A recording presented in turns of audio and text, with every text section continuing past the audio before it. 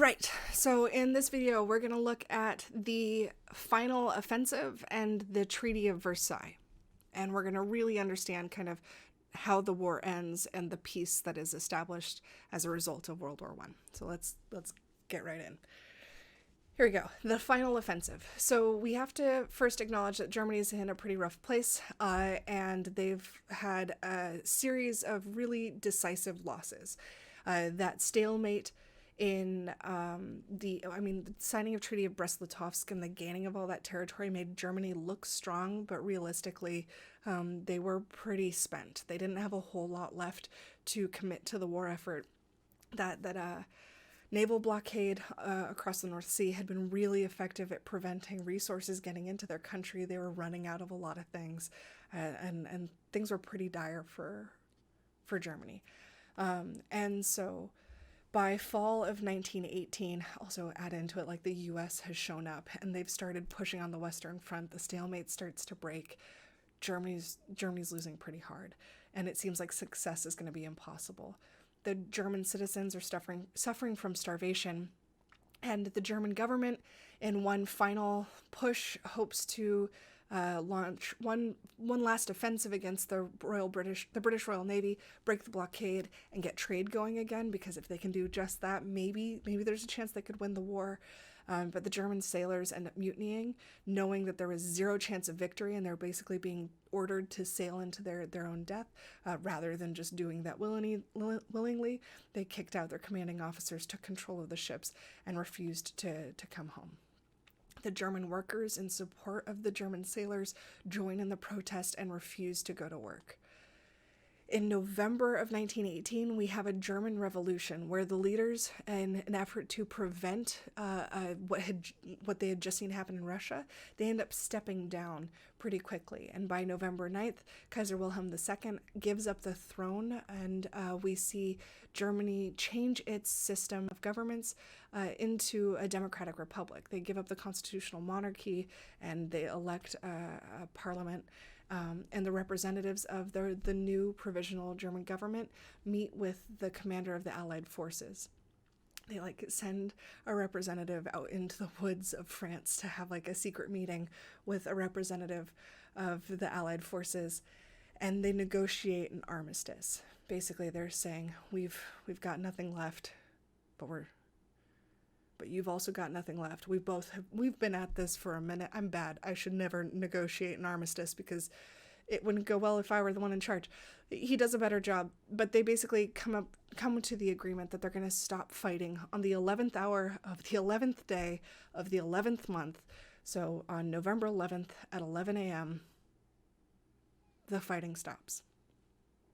Soldiers don't get to go home. They're told to stay at the front. But an armistice has been declared. And so the Allies present Germany with a set of terms for the armistice, giving them 72 hours to sign. And the armistice says they have to stop fighting, they have to give up weapons, including machine guns, airplanes, and all of those ships, and they have to return all of the Allied prisoners of war. Notice that the Central Power prisoners of war that the Allies don't have to be returned. They also say, as a part of the armistice, that there will be future reparations or payments for the destruction of the war that Germany will need to make, but that'll need to get determined later. It also requires that Germany move its troops away from the Western Front so far, up to a certain distance, so that they know that Germany isn't planning some secret offensive. And then the last part of the deals of armistice is that the naval blockade that Britain has been holding that's preventing trade to Germany gets to stay put.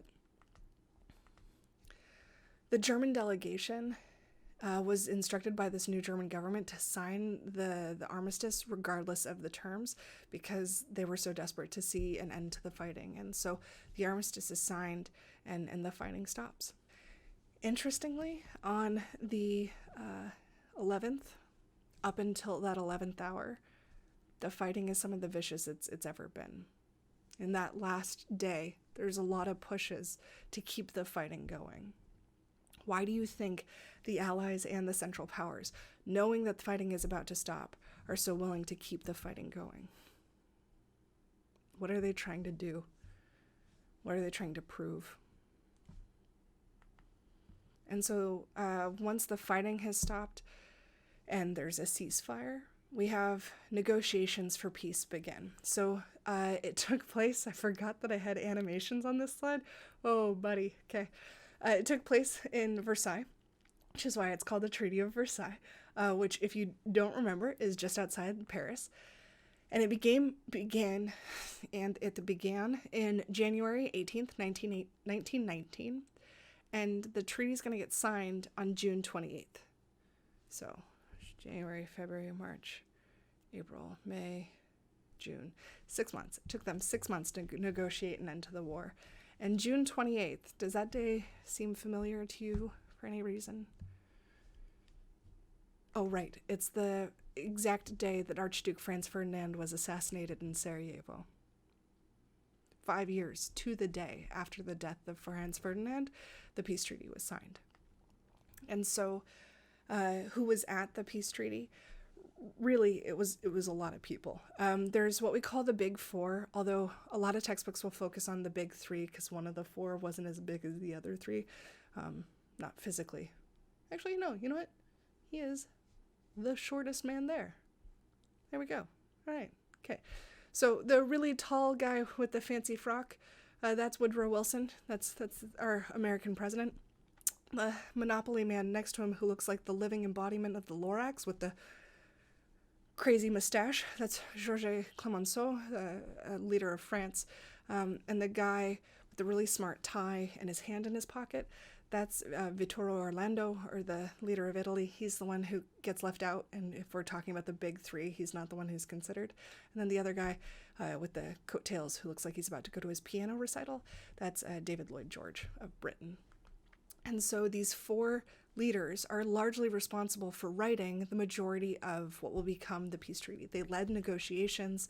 They had, I should have done this with the descriptions of them. I'm sorry, I could have done it better, but this is what we get. They're the ones who end up leading the negotiations, even though there's representatives from a lot of different countries, including Japan, who really just wants a racial equality note in the treaty. They want all races to be recognized as equal, which Vittorio Orlando ends up picking up and also advocates for, but the other three put him down, and put him down hard, and say, I think Wilson ends up saying something as extreme as, if you were to include that, the U.S. will never sign.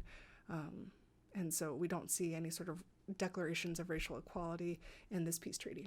What we do end up seeing is not this. That was a great transition for the next slide. Here we go. So Wilson ends up writing what he calls his 14 points, or what's also referred to as his peace without victory speech. Take a moment to think, what does peace without victory mean?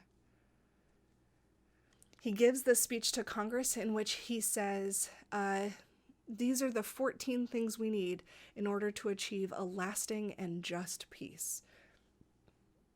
To summarize them, it's basically an immediate end to the war, the creation of an international peacekeeping organization that he calls the League of Nations, international disarmament to the point of only as big as you need to defend yourself, but no larger, open diplomacy, the rejection of war by all countries, and independence for former colonies, or the consideration of the colonial people when looking at their government and control.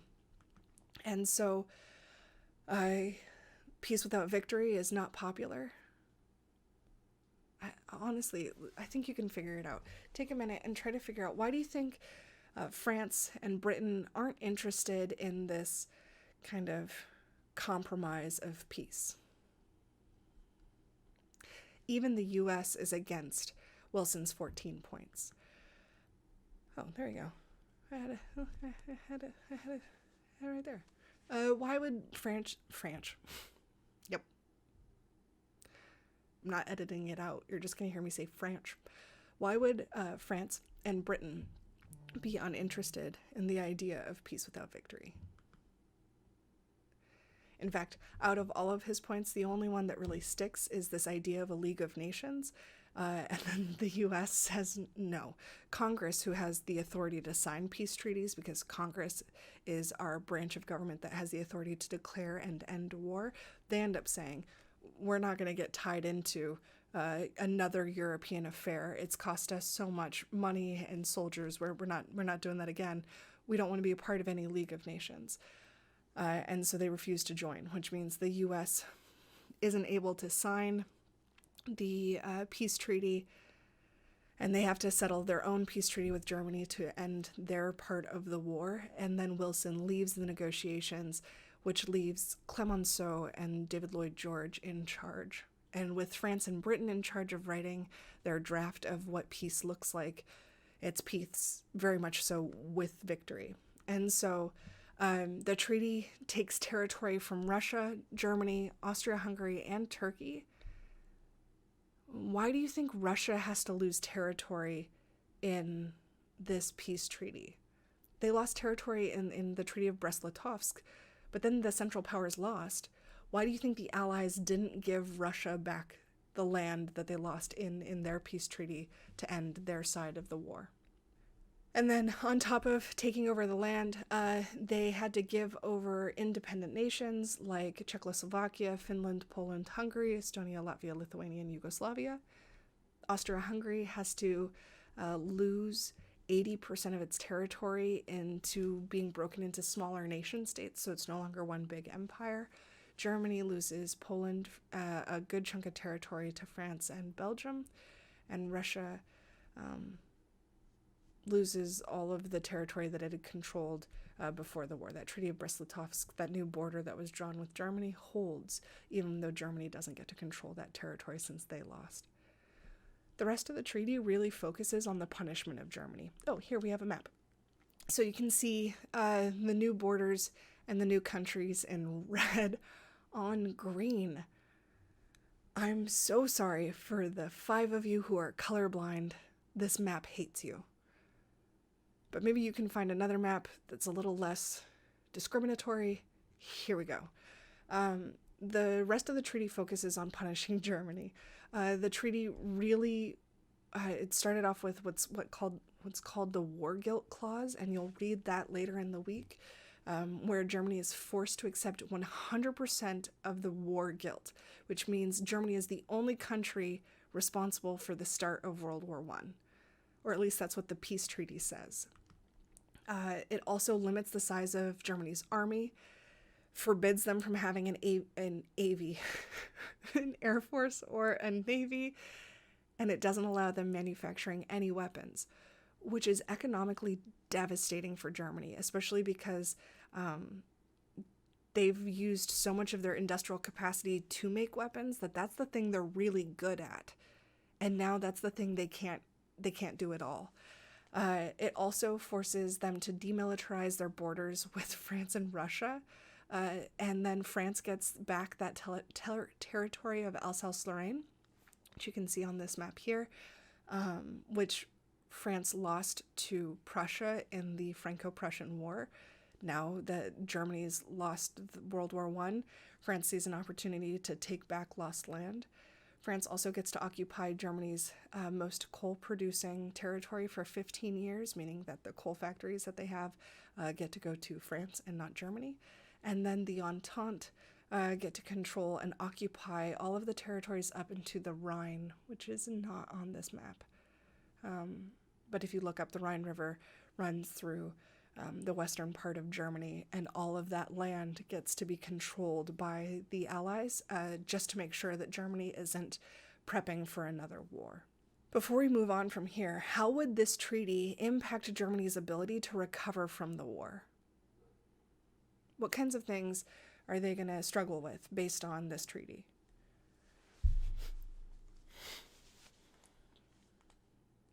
So it's not the end of Germany's punishment. It continues with the cost of reparations, where Germany has to pay back for the costs of the destruction of the war. And the Allies total up what they think the cost of the war is, and they settle on a small number of 132 billion gold marks, which is about $33 billion in 1919 money, which, if you look at it for inflation today, is just like a cool $270 billion. You know, chump change. It takes Germany 92 years to pay it back. They don't pay back reparations for World War I. They finished making those payments in 2010, which means you were alive when Germany was still paying back for the cost of World War I. This is to a country that has just lost a war and is already bankrupt, and a new government that was struggling, which means that not only does their currency become effectively worthless, the government is going to really struggle to provide for its citizens, and a government that doesn't provide for its citizens doesn't stay a government for very long. To put this into perspective, we'll talk about this more next unit, but just before we leave it here, by November of 1923, 42 billion marks ends up being the equivalent of 1 US penny, which means that whatever you had saved up in your bank account or mattress or buried in the yard was effectively worthless. And this makes it really hard for the German economy to bounce back, which we'll get to in Unit 6. So, final question. Here we go. In your opinion, was the Treaty of Versailles designed to build a lasting peace? And while you think about that question, go ahead and make sure you've completed your study guide and get started on Wilson and Norris's speeches to the war. Unless you're listening to this later and none of that applies to you. Okay.